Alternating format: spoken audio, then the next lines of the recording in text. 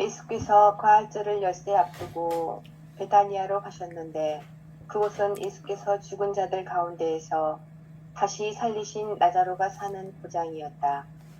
거기에서 예수를 영접하는 마차례가 베풀어졌는데 나자로는 손님들 사이에 끼어 예수와 함께 식탁에 앉아 있었고 마르타는 시중을 들고 있었다. 그때 마리아가 매우 값진 순 나르도 향유 한 근을 가지고 와서 예수의 발에 붓고 자기의 머리털로 그 발을 닦아드렸다.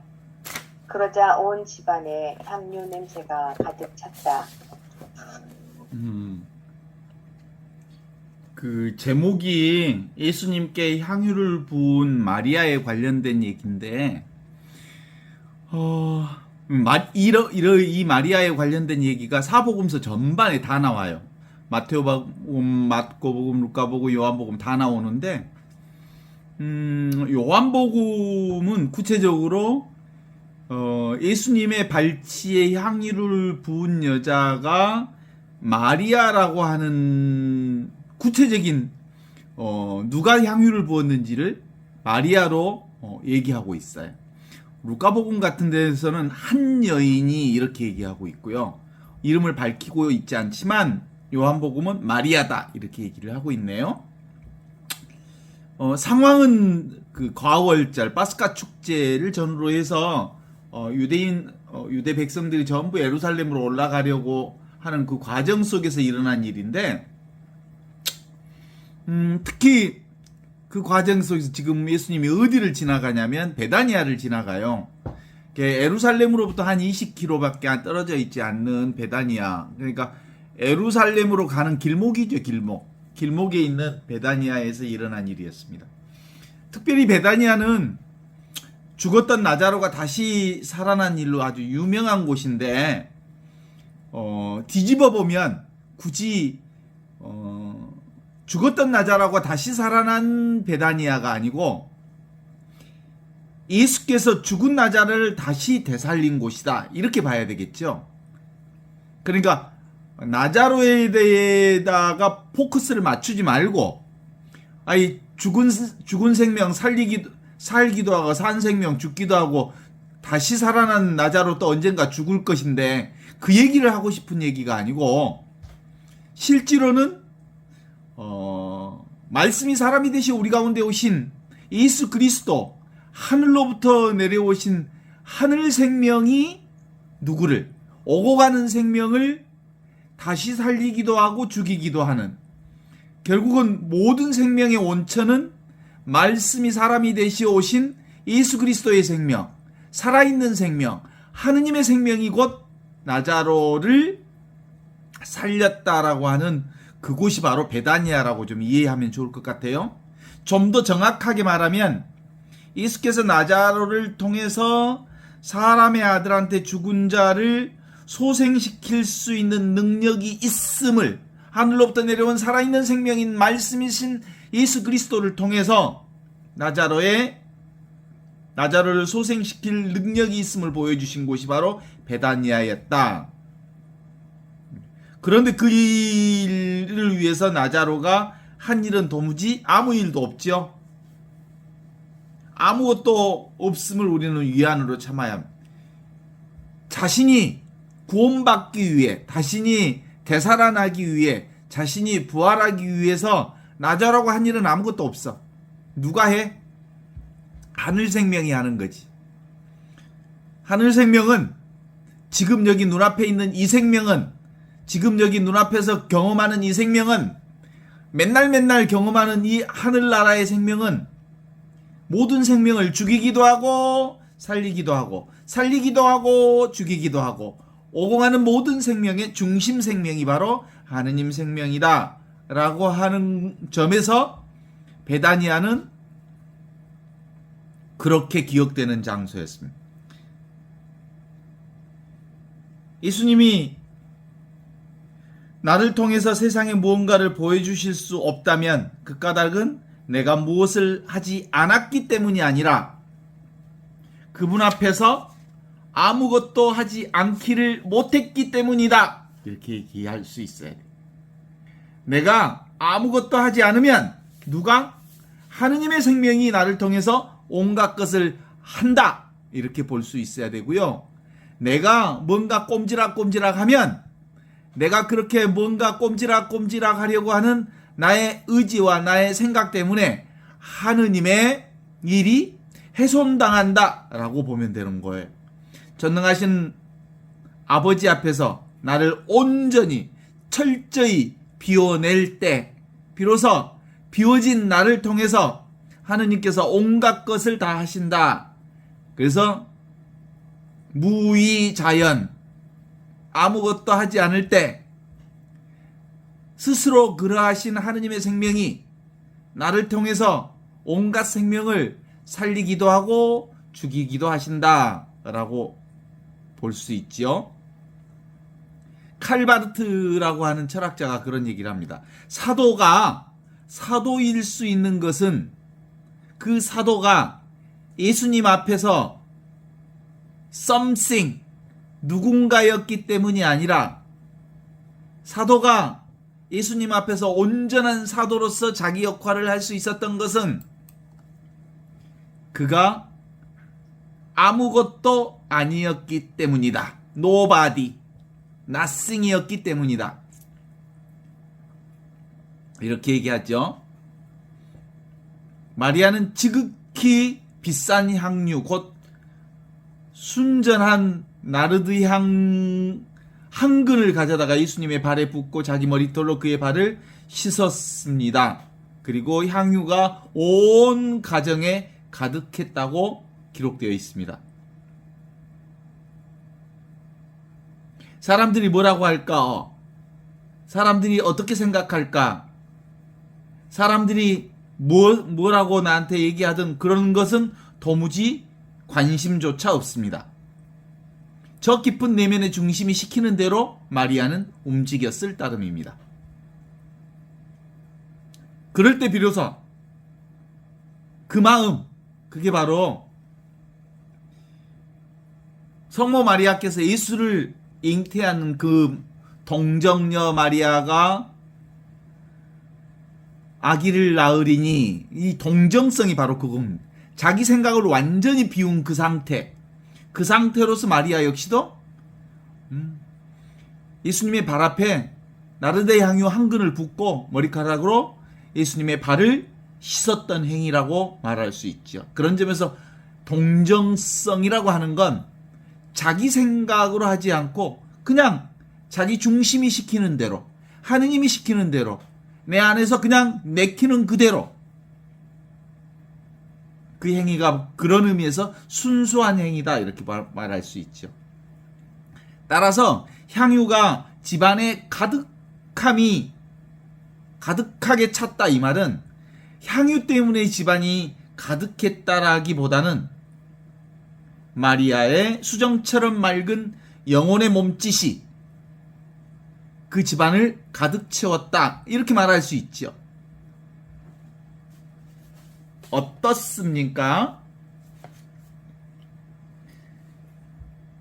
마리아는 그런 점에서 너는 내 마음을 다하고 내 힘을 다하고 내 정성을 다하고 내 온 힘을 다해서 내 주 하느님을 사랑하고 이웃을 내 몸처럼 사랑하라 하신 하느님의 계명을 온몸으로 있는 그대로 보여주신 사랑의 행위 그 자체였습니다.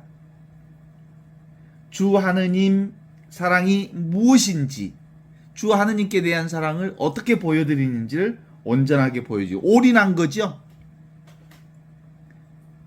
다른 점에서 본다면 이제 그 자리가 나자로도 와 있고요. 그리고 나자로를 살린 자리이기도 하고요. 마리아의 입장에서는 오빠 마리아를 살려주신 예수님이 너무나도 고마우신 분이기도 하고요. 더 나아가서는 뭐 그러저런 이유라기보다는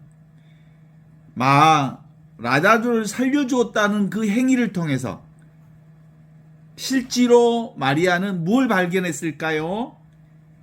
예수 생명이 곧 내 생명과 둘이 아닌 생명, 온전히 구원된 하느님의 생명을 깨달았다고 하는 점을 우리가 확인해 볼 수 있어요. 그게 뭐예요? 지금 내가 경험하는 이 생명이 바로 예수 생명과 온전히 한 생명을 경험하고 있다는 이 깨달음이 온전히 예수를 자기와 하나로 일치하여 한 생명으로 바라보게 한 그 깨달음이 마리아에게 왔다라고 보는 거죠. 그러니까 한처음 말씀이 계셨다. 그 말씀은 하느님과 함께 있었고 하느님과 똑같은 말씀이었다. 그 말씀이 사람이 되시 우리 가운데 오신 분이 예수 그리스도이시다. 그렇잖아요. 말씀은 한처음 천지가 창조되기 전부터 있었고 그 모든 것은 말씀을 통해서 세상에 생겨났고 이 말씀 없이 생겨난 것은 아무것도 없으며 생겨난 모든 것이 말씀에게서 생명을 얻었으며 그 말씀은 바로 세상을 비추는 빛이었다.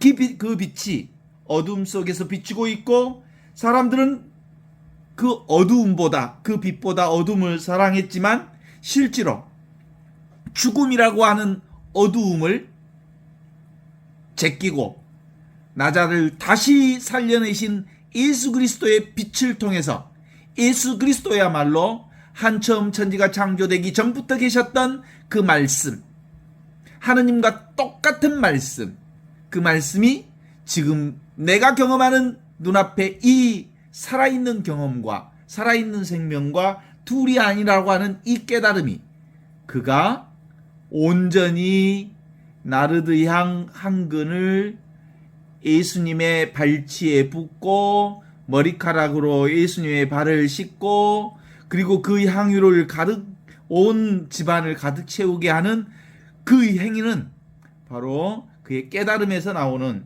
그의 하느님의 생명을 온전히 경험한 그 경험으로부터 나온 행위라고 말할 수 있을 것이에요. 어떻습니까? 이미 있는 것. 마리아는 이미 있는 생명, 바로 지금 눈앞에 이 생명이 한처음 천지가 창조되기 전부터 있었던 그 생명, 말씀이 지금 눈앞에 있는 이 말씀으로, 이 생명으로 지금 나를 살고 있다고 하는 이 깨달음. 누구에게나 있는 이것, 본래부터 있었던 이것, 한처음 천지가 창조되기 전부터 있었던 이 말씀, 로고스, 하느님과 함께 있고 하느님과 똑같은 그 말씀이 예수 그리스도라는 고백입니다. 여러분도 저도 예수님을 만나는 그 만남은 누구를 만나는 거예요? 나 자신을 만나는 거예요. 내 자신, 지금 내가 경험하고 느끼고 아는 이 모든 경험이 바로 예수의 경험과 한치도 다르지 않는 하느님의 생명 경험, 로고스의 경험이라는 사실이 있죠.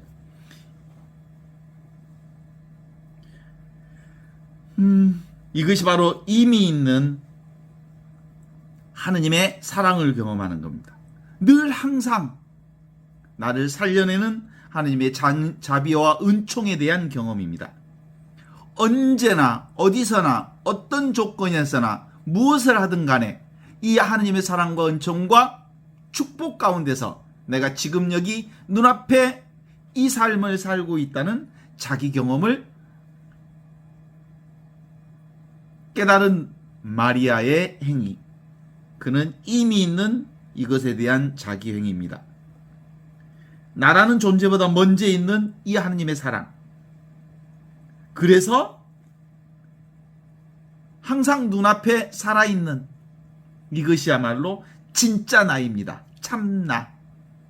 천지창조 이전부터 있었던 그 예수님의 생명이 곧 나의 생명과 한 생명입니다.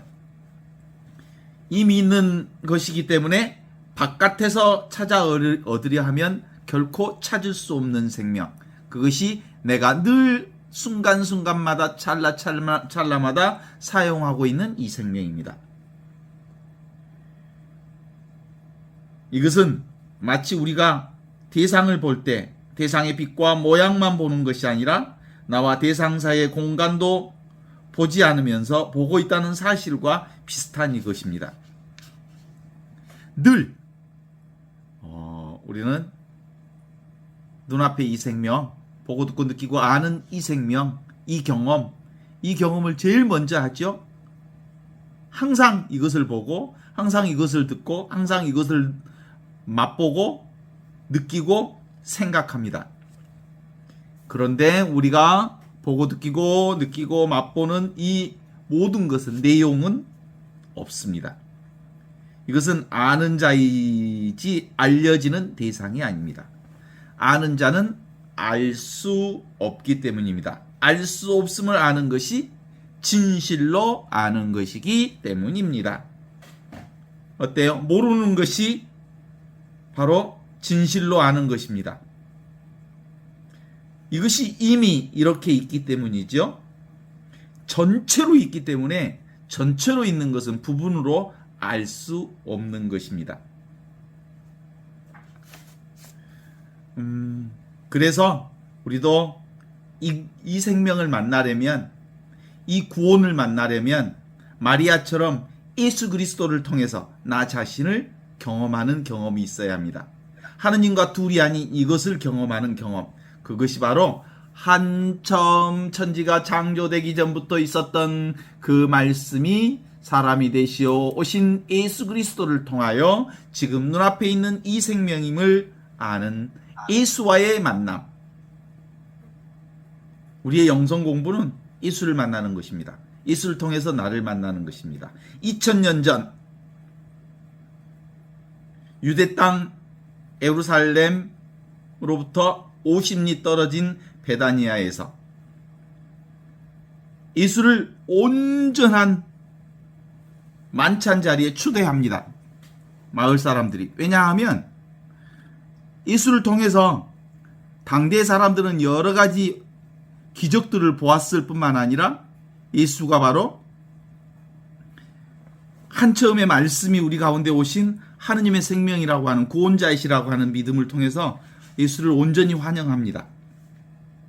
마리아가 예수를 통해서 자신을 만난 것처럼 우리도 역시 예수를 통해서 내 자신을 만나는 경험이 있어야 합니다.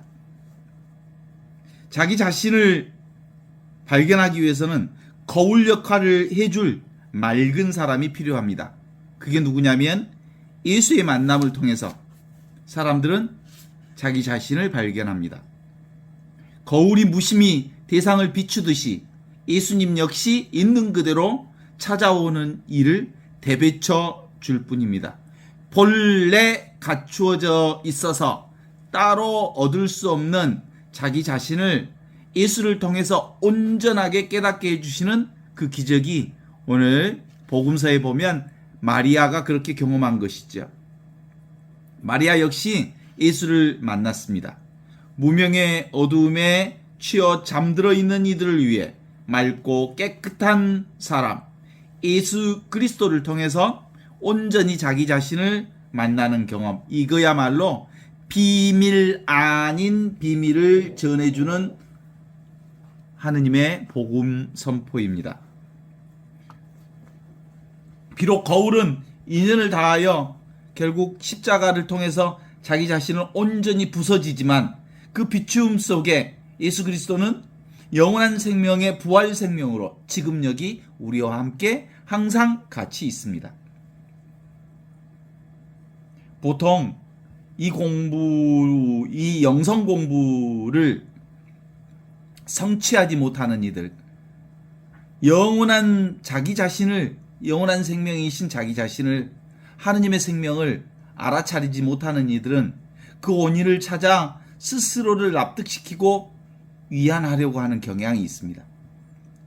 왜냐하면 생각으로 무언가를 찾아내면 결코 찾을 수 없는 것을 우리는 믿음으로 그분을 만나낼 수 있습니다. 직접 눈앞에 있는 이 생명이 예수 그리스도와 똑같은 하늘 생명임을 아는 그 순간 하느님 나라는 온전히 우리에게 드러나 있습니다. 하느님을 구하는 것 자체가 업장이요, 생각이요, 깨달음, 하느님을 향해 나아가는 큰 장애 중에 큰 장애입니다. 중세에 마이스터 에카르가 말하는 것처럼 생각을 통해서는 도무지 하느님께 나아갈 수가 없습니다. 생각을 내려놓아야 비로소 사랑을 통해서 직접 눈앞에 있는 이 살아있는 하느님의 생명을 통해서 직접 경험을 통해서 직접 알아차림을 통해서 하느님의 생명에 들어가는 것입니다. 하느님은 영이시죠. 그래서 영이신 하느님은 영을 통해서만 가능한 일이죠. 사랑을 통해서만 가능한 일입니다. 그렇습니다. 이 공부의 첫 번째 마주치는 큰 절벽 중의 절벽은 생각이라는 절벽입니다. 생각으로 하느님을 마주치면 도대체가 하느님을 만나 배울 수 없습니다. 왜냐하면 하느님은 생각 속에 존재하지 않기 때문입니다. 생각과 언어와 개념을 통해서는 도무지 하느님을 만나볼 수가 없기 때문입니다. 생각과 개념과 그리고 우리의 그런 그림자 같은 말을 내려놓으면 살아 숨쉬는 하느님의 생명이 내 가운데 툭 들어오기 때문이죠. 언제나 분별의 양 갈래의 길에서 어찌할 바를 모르는 신앙인들에게 예수 그리스도는 하느님의 복음 기쁜 소식을 전해 주었습니다. 회개하라. 그리고 복음을 믿어라. 너희들의 생각과 너희들의 개념을 내려놓기만 하면 하느님의 기쁜 소식이 지금 눈앞에 살아있는 생생한 생명으로 너희를 깨닫게 해줄 것이다. 이게 성령이 내게 오시어 묶여있는 사람들을 온전히 풀어내주시는 예수 복음의 참다운 가르침입니다. 아직 분별 속에서 벗어나 활로를 찾지 못하는 사람이라면 예수 생명의 가르침에 예수 복음에 철저한 믿음을 가져야 합니다. 자기가 자신의 허점을 살펴본다는 것은 말처럼 쉽지 않는 일입니다. 그래서 경험만은 온전히 하느님 나라를 살았던 예수 그리스도를 통해서 말씀이 사람이 되셔 우리 가운데 오신 예수를 통해서 온전히 그분을 만나 배울 수 있습니다. 생각이라고 하는 이 철벽을, 은산 철벽을 뛰어넘는 유일한 방법은 예수 그리스도를 믿는 것입니다. 지금 눈앞에 있는 한처음 말씀이 사람이 되시어 우리 가운데 오신 예수 그리스도를 온전히 믿음으로써 우리의 생각을 내려놓고 살아계신 그분을 만나 배울 수 있습니다. 우리는 본래 깨달아 있고 아무 문제가 없다는 사실을 예수 그리스도를 통해서 알게 될 것입니다.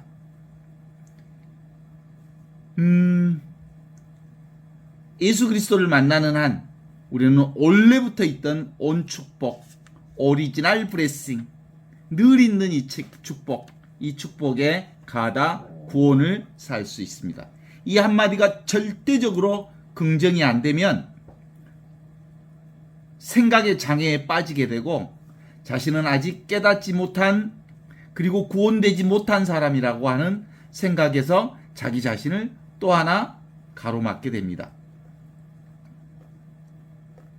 우리의 생각은 어떤 방법으로도 우리를 구원할 수가 없습니다. 생각은 사실이 아니기 때문입니다. 생각은 진실이 아니기 때문입니다. 진실은 눈앞에 이것, 살아있는 생명, 그것이 곧 진실이요. 이게 바로 영원한 하느님의 나라이기 때문입니다. 진실과 거짓이 마주치면 거짓은 사라지고 진실만 남습니다. 예수의 말과 행동에는 그 이상의 어떤 힘이 있습니다. 그 힘은 원래 가르침을 받은 사람이 만들어내는 것입니다. 그분에게는 온전한 하느님의 생명으로 죽음도 삶도 그 모든 것도 예수 그리스도의 오고 가지 않는 하늘로부터 내려온 말씀이신 생명을 통해서 오고 가는 온갖 생명들을 살리기도 하고 죽이기도 하는 그 힘이 바로 하느님에게 있다는 것을 가르쳐 주고 있습니다. 간절한 마음으로 예수님의 가르침을 믿고 따르다 보면 문득 생각에서 벗어나는 체험을 하게 됩니다. 문득 망상의 실상에 있는 그대로 보는 경험을 하게 되는 것이죠. 그 경험을 통해서 비로소 분별, 망상, 생각의 업력으로부터 자유로운 힘을 얻게 됩니다. 상상 속의 괴물이 그저 상상에 불과한 것임을 깨닫게 됨으로써 더 이상 생각의 괴물로부터 벗어날 수 있습니다. 자신의 직접적인 경험을 통해서 깨닫는 것, 이것이 바로 예수 그리스도의 복음입니다. 이러한 체험과 깨달음은 멀리 있는 게 아니라 바로 지금 이 순간 직접적인 체험을 통해서 가능하지요. 이미 자신에게 부족함 없이 갖춰져 있는 것, 바로 자기 자신의 진정한 존재 자체가 바로 깨달음입니다. 이 미묘한 실체가 아닌 실체를 문득 확인하는 것, 이게 진짜 우리 삶의 온전한 깨달음이죠. 물을 마셔보고 그 차갑고 따뜻함을 스스로 아는 그것은 차갑지도 않고 뜨겁지도 않는 그거지요. 그 있지도 않고 없지도 않는 그 물건은 언제나 쓰고자 하면 작용하지만 객관하여 드러낼 수 없는 그것임. 그게 바로 하느님의 생명, 천지가 창조되기 전부터 있었던 그 말씀, 로고스가 생명이 되어 온갖 것을 살려내는 그것입니다. 우리 평소의 마음, 의식 상태가 모두 그대로이지만 그 어떤 특정된 마음이나 의식 상태가 이것 자체는 아닙니다. 잡으려고 하면 잡히게 됩니다. 내가 컵을 잡으면 내가 컵을 잡았다고 생각하지만 사실은 컵에게 내가 잡힌 것입니다. 그래서 어떤 것도 잡지 않을 때 우리는 온전히 그 하느님의 생명 자체로 영원한 생명을 지금 여기서 경험하는 것입니다. 그래서 우리가 맨날 쓰고 있는 이거기 때문에 잡지 않지만 늘 쓰고 있고 놓칠 수도 없고 버릴 수도 없고 바로 지금 늘 사용하는 이 묘용, 생각을 굴릴 필요가 전혀 없는 그것이 내 생명이요, 하느님의 생명이요, 영원한 생명이요, 지금 여기 있는 이 생명입니다. 스스로를 확인하면 하는 것, 그게 뭐예요? 현재 존재하는 이거지요. 그래서 예수 복음을 믿어라. 생각을 내려놓고 지금 여기 항상 존재하는, 늘 존재하는, 언제나 있는, 누구에게나 있는, 어느 곳에서나 있는 그것으로 살아라. 그건 어떤 상황에서도, 어떤 조건에서도, 어떤 분위기에서도 증감되거나 더러워지거나 생겨나거나 죽거나 하지 않는 영원한 생명을 지금 여기서 사는 것이니라, 이렇게 얘기하는 것이죠. 그래서 실제로 이 공부는 무슨 공부를 해야 될까요? 목숨을 다 바치는 공부여야 되겠죠? 누구처럼? 마리아처럼 올이라는 공부죠. 아마추어는 취미 삼아 하는 것을 아마추어라 하고요. 프로는 그것이 자기 목숨과 같아서, 자기 생명줄과 같아서 자신의 모든 것을 바치는 것, 그것이 프로라고 그래요. 사실 우리의 신앙생활이라고 하는 그리스도 예수의 생명을 사는 이것은 사실은 우리가 살거나 살지 않거나 공부하거나 공부하지 않거나 하는 선택의 여지의 문제가 아니라 늘 살고 있는 이 하느님의 영원한 생명을 알아차리는 이 공부는 모든 것을 거는 공부죠. 이것 아니면 살 수 없다라 생각하여 모든 것을 다 거는 거죠. 목숨 걸고 하는 공부가 이 공부죠. 실제로 바쁘다라고 말하는 건 다 거짓말입니다. 이건 지극정성을 다해서 하는 공부이기 때문에 실제로 이렇게 살지 않는 사람이 사실상 없음에도 불구하고 자기 생각이 다른 데 빠져 있기 때문에 그것을 자각하지 못할 뿐이죠. 다 된 공부. 이미 다 된 공부.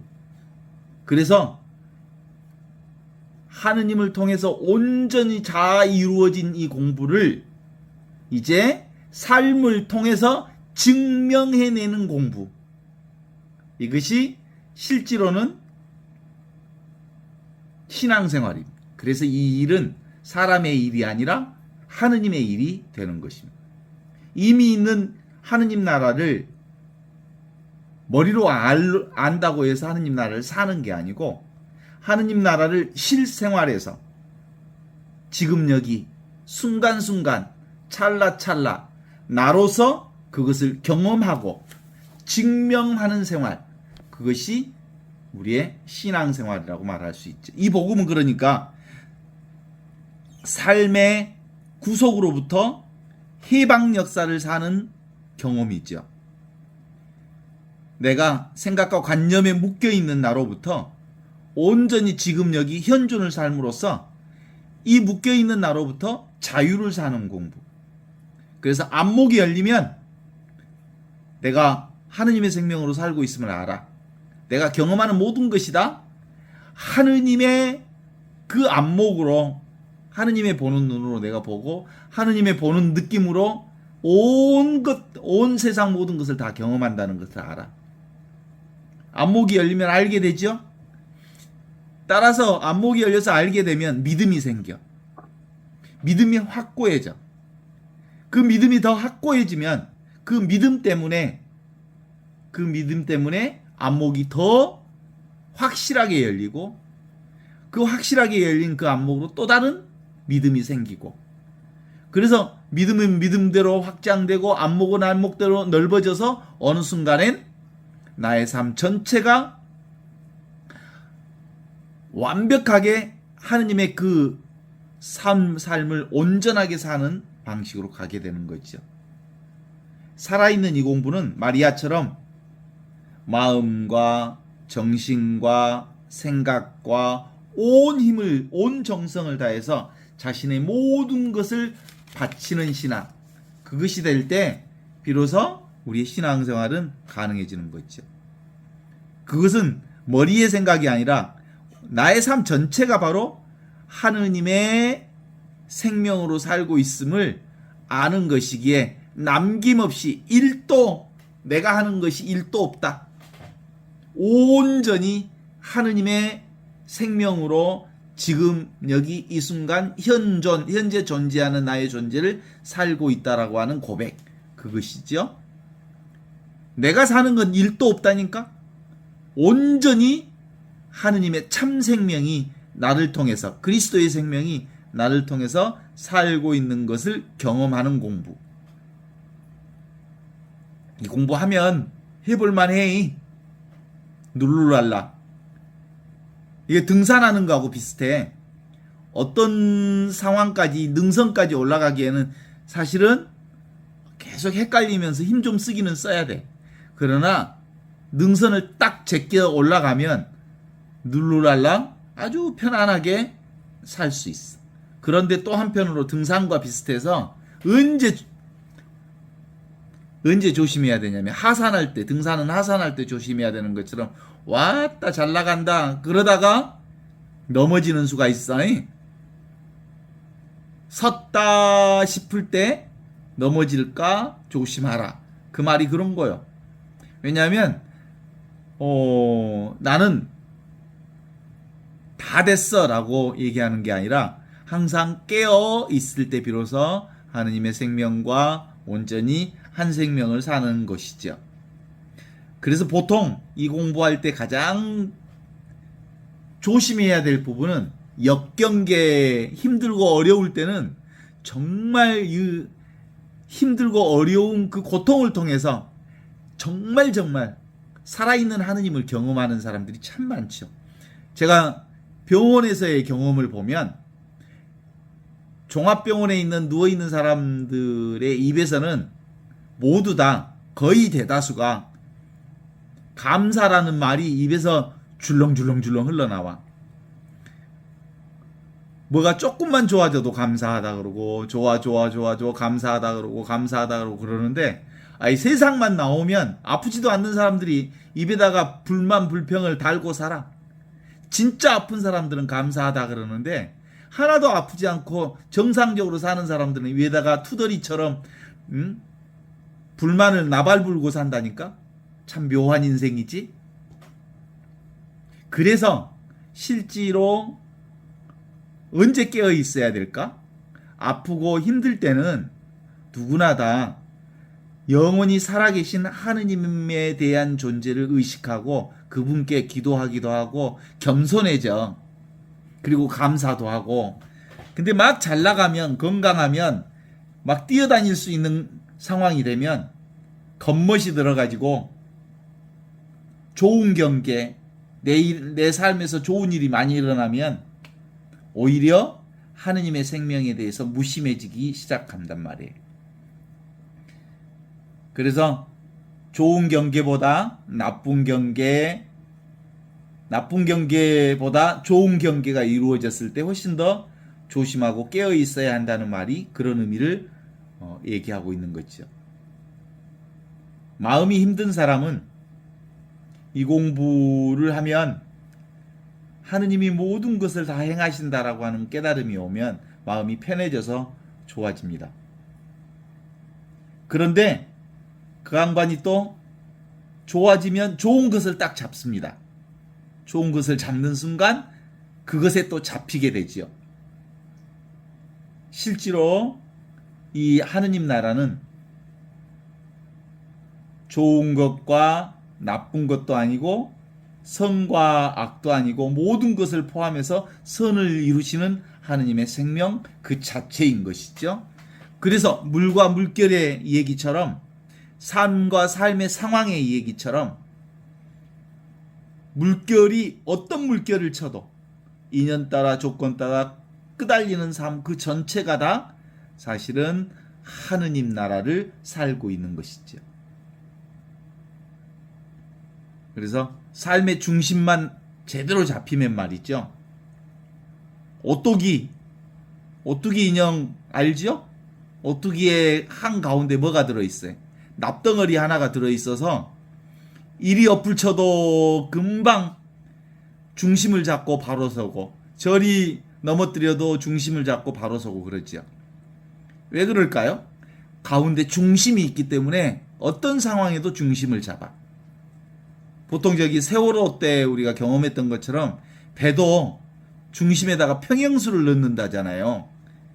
그래서 기울어졌을 때 중심을 잡을 수 있도록 평형수가 들어가는 거거든요. 우리 신앙인들도 결국은 마음의 중심이 잡히면 어떤 물결이 오고 가더라도 어떤 물결을 경험하더라도 늪에 빠지지 않고 그 중심 잡기를 분명하게 할 수 있어야 되는 거잖아요. 그러려면 비로소 자기 힘을 빼면 뺄수록 하느님의 힘이 우리를 중심 잡게 해준다는 사실을 알게 되지요.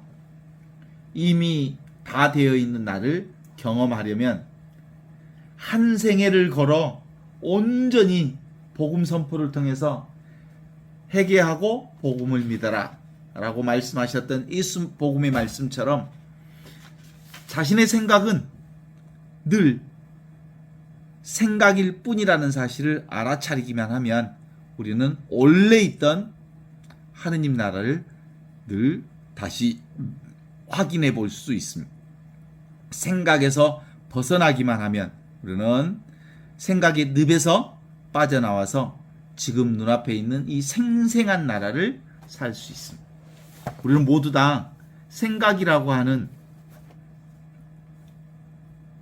관념에 빠져 있죠. 그 옛날 벌거벗은 임금님이라고 하는 그 옛날 얘기가 있어요. 옛날 어느 나라에 욕심 많은 임금님이 있었는데 하루는 거짓말쟁이 재봉사들하고 그의 친구들이 임금님을 찾아와서 임금님 세상에서 가장 멋진 옷을 만들어 드리겠습니다 라고 하는 제안을 했어요. 이 옷은 입을 자격이 없고 어리석은 사람들에게는 보이지 않는 특별한 것이라고 얘기를 합니다. 임금은 기뻐하면서 작업실을 내주면서 신하들에게 작업하는 것을 살펴오라고 명령을 했지요. 아무리 보아도 신하들 눈에는 아무것도 하지 않는 그 재봉사들, 어리석음이 탄로날까봐 두려워했던 신하들은 모두 멋진 옷이 만들어지고 있다고 거짓말을 둘러댑니다. 시간이 지나고 재봉사는 임금에게 옷이 완성됐다는 말을 던지고 입어볼 것을 권했고, 옷이 전혀 보이지 않았지만 임금 역시 어리석음을 숨기기 위해서 옷이 보이는 척 했다는 거죠.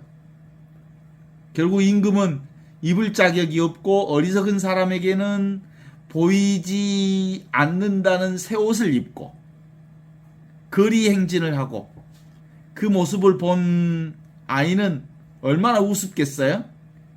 벌거벗은 임금님을 보고 임금님 벌거벗었다네 라고 소리를 치자 그제서야 모두 속은 것을 알아차리게 됐다는 얘기가 벌거벗은 임금님에 대한 얘기지요. 이게 세상 사람들을 비웃는 멋진 비유가 아닌가 싶어요. 있지도 않는 관념의 옷, 생각의 옷, 있지도 않는 관념, 생각에 빠져서 관념의 옷을 입고 꺼들먹거리는 어리석은 임금과 같은 신앙인들이 얼마나 많은지 몰라요.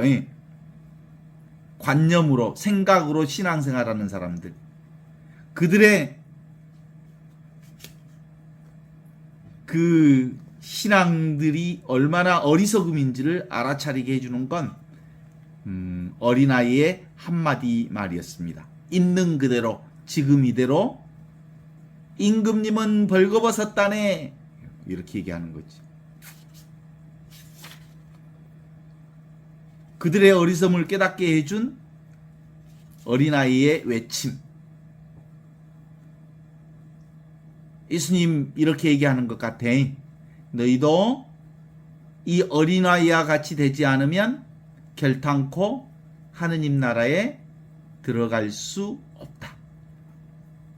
그냥 눈앞에 있는 이것, 살아있는 이것, 현존, 경험하는 그것이 전부 다 하느님 나라의 생명임을 알아차리는 거야. 어떻습니까? 우리는 근본적으로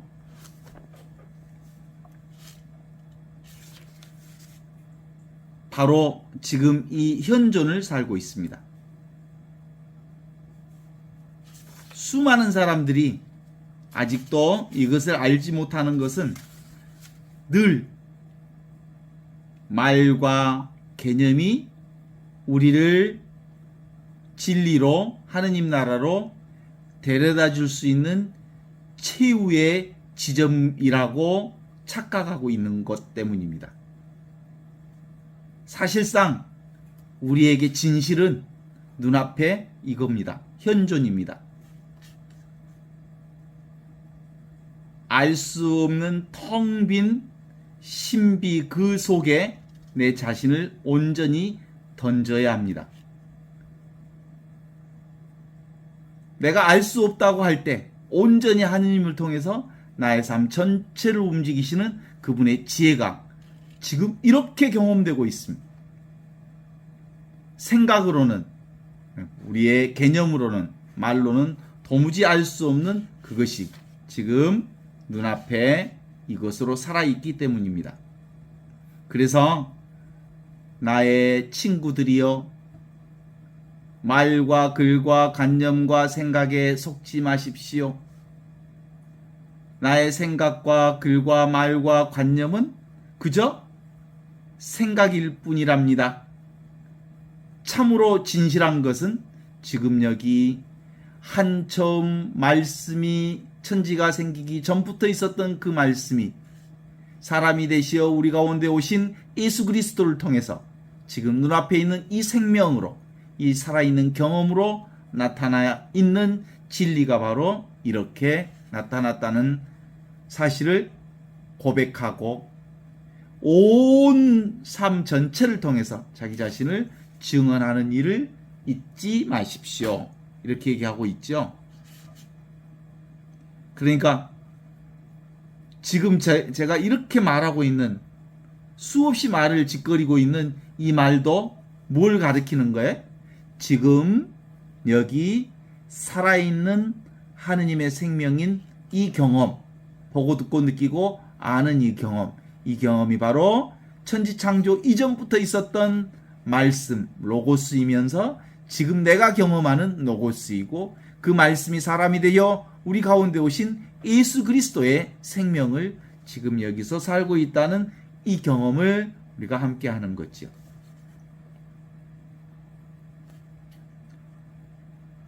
이제 이해하려 하지 말고, 이해하지 않으려 하지도 말고, 이렇게 하지도 말고 저렇게 하지도 말고, 그냥 멈추어 서서 내게 주어져 있는 모든 것이 하느님의 생명이 아닌 것이 없음을 깨닫는 것, 그겁니다. 바로 지금 여기 이것이 유일한 답이라네. 바로 이것이라네. 그 존재함 자체를 느껴보십시오. 존재를 느끼는 자도 존재하는 자도 존재함도 없다네. 지금 여기 경험하는 그것이 이 존재를 증명하고 있다네. 그런 거죠.